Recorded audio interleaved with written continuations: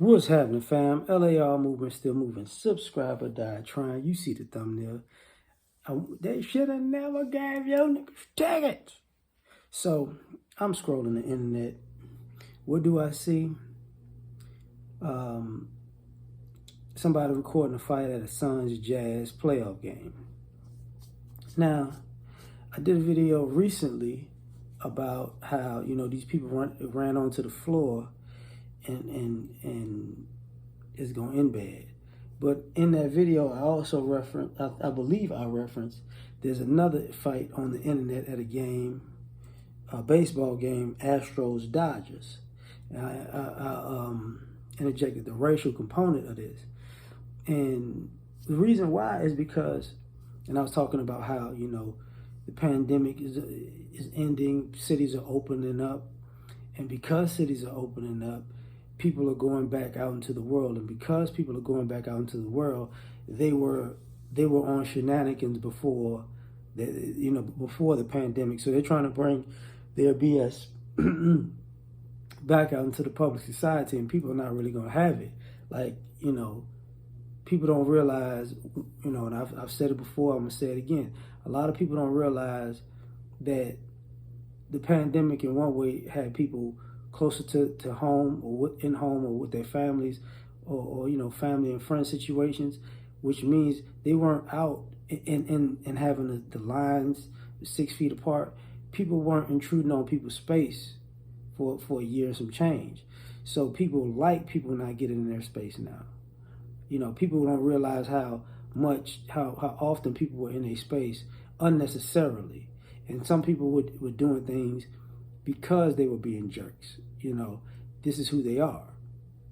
They like to intrude on people's space. They like to be passive aggressive. They like to have microaggressions and troll and tiptoe to having a fight with a person, but not necessarily wanting to actual fight with a person, right? But the thing about this was, the white guy in the picture actually didn't start this in the video, at least. So we're gonna do the white thing. We don't know what happened before they started recording, but what the Hispanic guy is the guy with the Jazz jersey whose head is down, right? So what happened was they got into some type of argument, and the guy turned around, the white guy turned around, and the Hispanic guy turned around, and then, because he was like two Hispanic guys.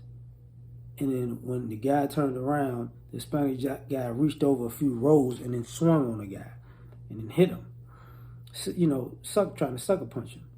He didn't do much, and the white guy wound up grabbing him, yanking him down a few floor rows, and that's why you see him, Nolan Ryan, Robin Ventura style. That's the old baseball flashback for some of y'all who don't know.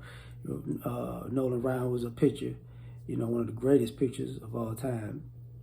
Robin Ventura was a White Sox third baseman, and he got hit by Nolan Ryan, and he rushed the mound. And when he rushed the mound, Nolan Ryan was an older man at the time, but I guess he thought he didn't know Nolan ain't like that. Nolan grabbed him, put his head down, and just started hitting him with them uppercuts. Bah, bah, bah. Boy, I throw no hitters and 2 pieces of biscuits, boy. He basically did that. The white guy did the same thing. And he was looking at the friend on the camera. I'm going to F your friend up. I'm going to F your friend up. Bah, bah, bah. And after he finished uppercutting the guy, he says, Suns in 4. Which was hilarious. I got to say, that was hilarious. But they should have never gave y'all idiots tickets, because this idea that you can keep going to sporting events, and I remember talking about this a year or 2 years ago, where the 49ers fans and the Raiders fans, they beat up guys in front of their children because they were so rambunctious and rowdy. They go there, go to the game, get drunk, or don't get drunk, and just berate people and berate players and ruin the whole experiences for kids. And this is why people don't bring kids. And when I brought the racial thing up, this is why I tried to say black people don't like going to games, because it comes out with a bunch of the racial slurs. It's kind of, if anybody's ever been to a boxing match, if you're at a boxing match where one of the fighters is black and one of the fighters is non-black, and the crowd is predominantly non-black, you're going to hear the N-word and spirit chucker and jungle bunny and dendu. You're going to hear mayate. You know, that's like a Mexican word for the N-word or whatever. You know, you're going to hear all kinds of different people of different ethnicities and languages say it all day. And if you brought your kids, they don't care. Like you shouldn't have came here. You knew, if you knew you bought a ticket here, you knew this was going to go down. And then it's like, oh, but see, people forget, like when you go out into the real world, you don't know who you offended. You don't know whose family you offended, you know. And you don't know the type of person you might offend. They might see you another day in a different atmosphere and knock your teeth down your throat. And you have no reason, you know, this is part of the idea that people, I don't know why a person did that, because you don't remember what you did.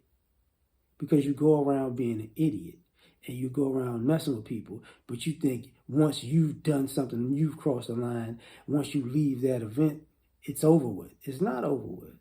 Not with some people. You might cross the line, they're going far too far. They're like, okay, I'm fine, you playboy. So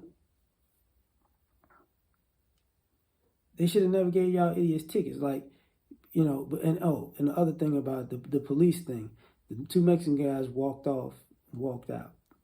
Then the white guy was there. The security came to him, but this is what I mean about the little soft, you know, the cotton candy softness of American society, where, you know, if you're not black, it's not really a rush to get you out of there. Because if anybody's seen, there's another video of a guy in a Bombshells. Bombshells is like Hooters or Twin Peaks, right?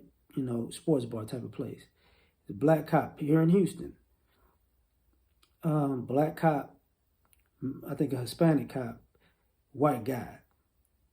The black cop literally picks the white guy up like a rag doll, you know, like a defensive lineman would have picked up, you know, a cornerback if you could grab him.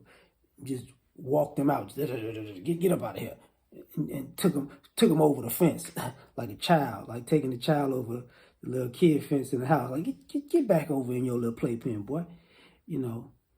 But in my mind, I'm like, see. But in my mind, I'm also like, see, if there was a black dude, y'all would have beat that same black cop would have probably beat the guy up. And they say the Mexican cop that was just standing there, he didn't even do anything. He could have restraint. Oh, it's already being handled. Why jump in there? Because there's no need. It's already handled. So, you know, you change the race, you change the approach to how much of a threat a person is perceived to be, and how serious the event is, even if it's an assault in public, you know, which happens regularly at these games. I don't understand why y'all idiots buy tickets to go get in a fight. I really don't. Y'all, I mean, it's just a game. Like, y'all need to get a life. But I'm done. Like, share, subscribe, or die trying. Peace.